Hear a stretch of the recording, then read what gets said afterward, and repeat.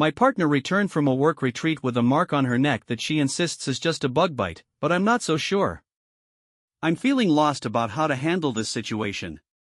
Original post dated March 15, 2025. I'm 28 years old, male, and currently in a heated disagreement with my partner, who is 29. We've had our share of arguments, but this one feels different, and I'm unsure how to move forward. For some context, we met in college and have been married for nearly 7 years. We have a daughter who is 5 years old. Our relationship has faced its fair share of challenges, including some family disapproval due to cultural differences, but we've always managed to work through them. She is my first love and my closest friend. My partner works for a large corporation, and her job includes annual retreats that last about a week. This year, the retreat was held in Las Vegas. I usually try to adjust my work schedule to accompany her, turning it into a mini vacation for us. However, this year, we couldn't make it work. Our daughter struggles with anxiety when it comes to traveling long distances, and despite our efforts to help her, she wasn't ready to go. We decided to prioritize our daughter's comfort, so I stayed home to take care of things. It was disappointing to miss out on the trip, as it was a chance for us to reconnect as a couple and as a family. My partner's work hours have been demanding, and her work-life balance has been less than ideal. We even considered the possibility of her skipping the retreat since attendance is optional, but it's generally frowned upon. She was eager to make connections in her field, and I could sense her growing unease about not attending. We have a system in place where we keep in touch if one of us is away for an extended period.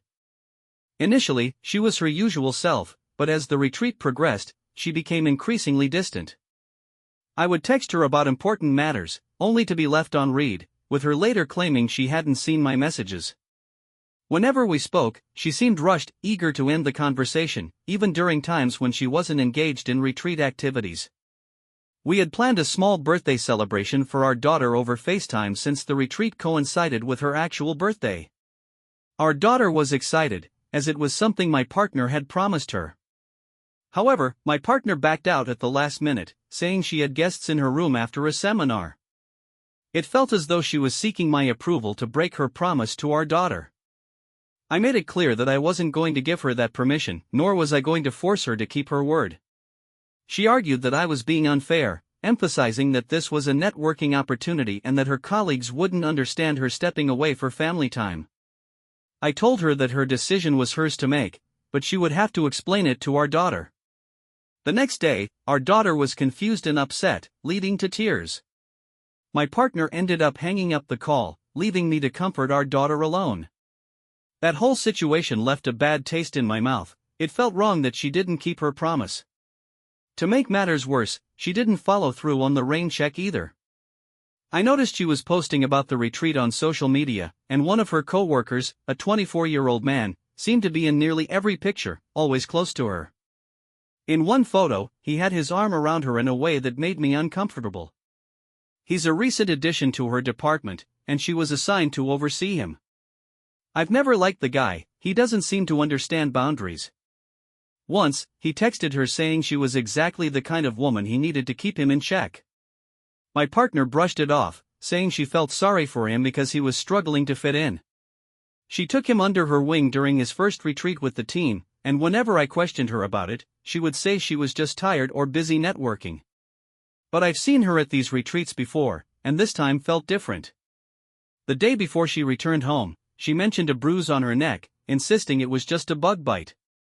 I didn't see the mark until she got back, and my immediate thought was that it looked like a hickey. She downplayed it over the phone, and I didn't want to push the issue while our daughter was around. However, when I confronted her later, she stuck to her bug bite story. When I pressed further, she asked what I was implying. I directly told her that I believed it was a hickey and that I didn't think she was being truthful with me. This led to a heated argument. She was offended and angry at the accusation, especially since infidelity is a sensitive topic for her. Her family has celebration. My partner had invited me to join her on these retreats in the past, as work-life balance was a concern for both of us. The system we had in place was meant for times when we would be apart for extended periods, like during the retreat, especially now that we have a child. The idea for the FaceTime birthday call was my partner's. She had promised our daughter and got her all excited about it.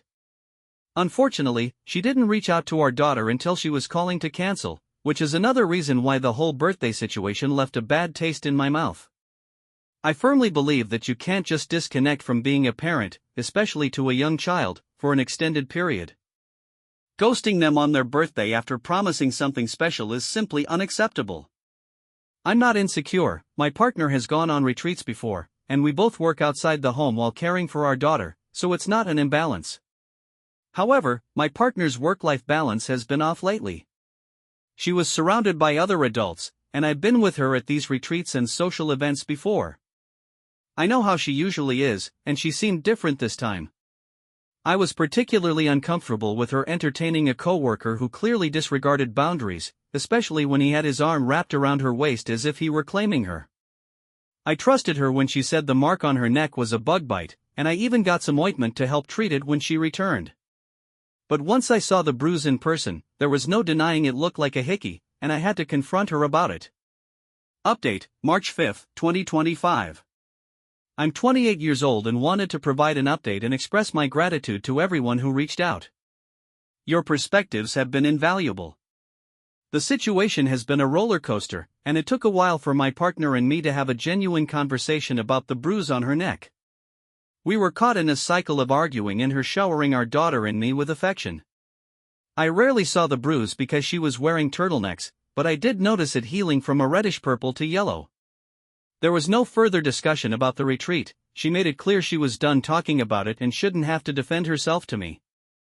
I told her she could do whatever she wanted, but I was done feeling like a fool, and I wasn't going to share a bed with someone I couldn't trust. So, I moved into the guest room. The silence between us was palpable, and even our daughter noticed the tension. I'm not proud of that. I try to keep her out of our conflicts. One night, my partner came to the guest room and asked if we could talk. I could tell she had been crying. She expressed that she hated the way things were between us and felt like she was losing me. I told her I needed complete honesty. That's when she confessed that she had hooked up with that coworker on our daughter's birthday.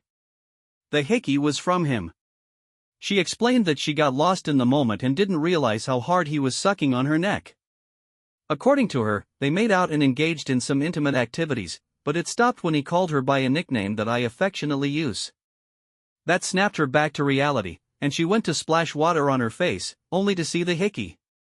The coworker made light of it, joking that the hickey was her souvenir. She blew up at him and kicked him out of her suite. Part of the reason she had been avoiding me was out of guilt. She said she was coming clean because she didn't want to hide things anymore. I asked her why she cheated and what it was about that guy that made her risk everything. She claimed it wasn't him specifically and that she wasn't unhappy in our marriage. She struggled to explain it but mentioned feeling broken. The more she looked in the mirror, the more she saw her father, who had been consumed by work and distant from her as a child, as well as the infidelity he had put her mother through. She said her family never talked about anything openly, and growing up, her mother never addressed anything with her. I told her that her parents didn't make her cheat, she made the choice to be with a guy who disrespected our relationship. These were her decisions, and at any point, she could have chosen our family. She agreed that while she wanted to blame her parents, she realized this was on her. She apologized for cheating and for entertaining the coworker's advances. She said she would do whatever it took to repair our relationship, go to HR, quit her job, seek counseling, anything to make things right. I told her I didn't know what right looked like anymore or if it was even possible for us. I wanted to fight for our relationship. Despite the family opposition we faced throughout our time together, my mother-in-law has always been a supporter of us. Now, I find myself even more lost than before. I never imagined this kind of betrayal from my partner. She was my safe haven.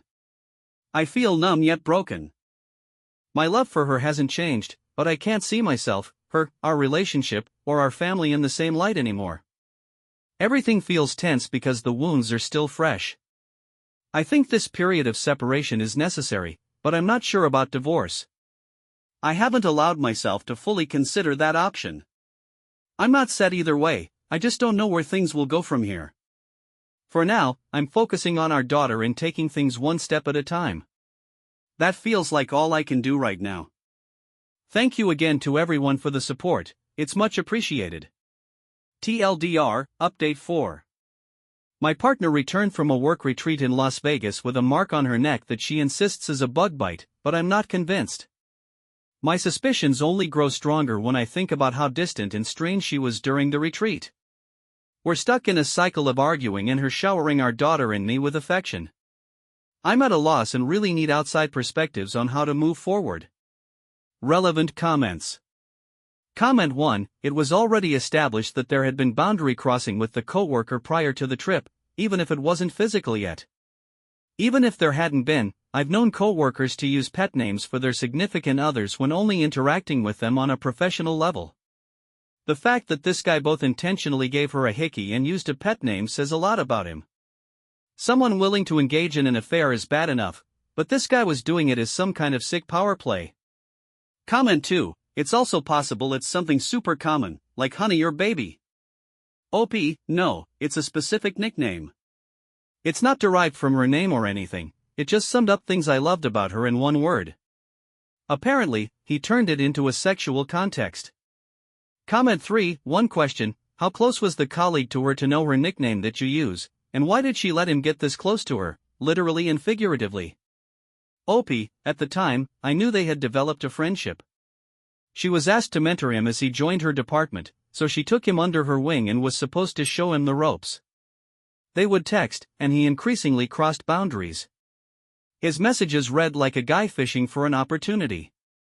My partner shut that idea down as not even a factor for her, and I chose to trust her because I never had a reason to doubt her before. As for the nickname, it was something only I called her, but it wasn't a secret. I used it in front of others, including our daughter. She claims the guy overheard me say it when she had me on speaker once, and he asked her about it afterward. New update, March 14, 2025. Thank you again to everyone.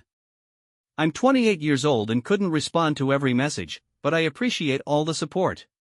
I wanted to provide an update. Things have been a bit chaotic with the new status quo after my partner's affair, but I'm taking everything one step at a time. My partner and I explained the separation to our daughter in simple, concrete terms, reassuring her that we both still love her without going into the reasons behind the separation.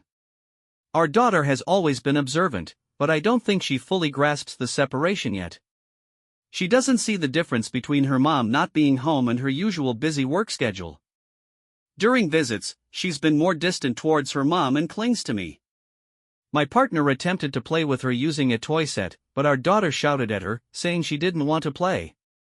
The disconnect between my daughter and my partner is painful, and it's something I'm still processing. I knew my partner's work-life balance had taken a toll, but the extent of the fracture is much more apparent now. Our daughter interacts very little with her mom and becomes quiet around her, almost like she does with strangers. At her age, I believe we, as her parents, should be the one she feels closest to, not this disconnected from her mom. Their dynamic is something I've been reflecting on deeply. My main focus is ensuring our daughter is okay through all of this. As for my partner and me, she's advocating for us to reconcile. She's expressed a desire to work on our marriage, not just for our daughter but because she loves me. However, her rallying cries for our relationship are still falling flat for me. I can't give he wasn't fitting in at work, and he kept flirting with her, treating her like royalty. It started to feel good on the tougher work days. They developed an emotional affair, even though she didn't label it as such at the time. The emotional affair turned physical during the retreat. While in Vegas, she dissociated from her life back home.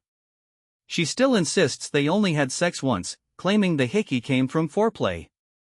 During the encounter, while he was giving her oral pleasure, he called her by the nickname I use for her, which snapped her back to reality. She confronted him about his immature behavior regarding the hickey and then kicked him out of her suite. She thought she could quietly end things and salvage our marriage. I asked her if she wore her wedding ring during their encounter, and she confessed that she did. Knowing this hurts like hell. Our wedding rings were a physical symbol of our love, commitment to our vows, and our bond. She tarnished that symbol. I haven't been able to wear mine since. The pain never lessens, it just evolves into new levels of hurt.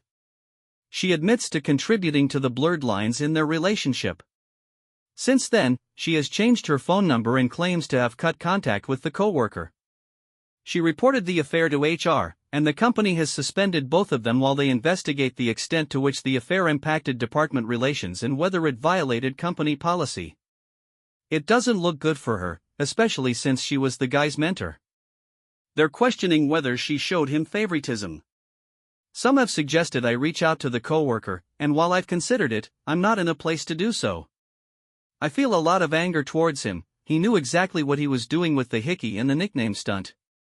I wouldn't gain anything from confronting him except more trouble. He's not worth my time or energy. Right now, I'm choosing to focus on my daughter. I decided to pursue marriage counseling, not with the promise of reconciling but as a way to navigate this separation as healthily as possible for our daughter's sake.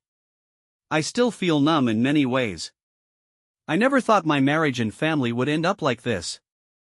I've seen it happen to others and heard their stories, but experiencing it myself is a different level of pain. I don't feel like the same person anymore, and I'm uncertain about how everything will unfold. It's an uphill battle, but I'm trying to show up and face it. That's the best I can do right now. Thank you to everyone who has reached out. I truly appreciate the support. TLDR, Update 4. My partner returned from a work retreat in Vegas with a mark on her neck that she insists is a bug bite, but I'm not convinced. My suspicions only grow stronger when I think about how distant and strange she was during the retreat. We're stuck in a cycle of arguing and her showering our daughter and me with affection. I'm at a loss and really need outside perspectives on how to move forward. Thank you for watching. If you haven't subscribed yet, please do so and hit the notification bell to stay updated with more shocking real-life stories happening around you.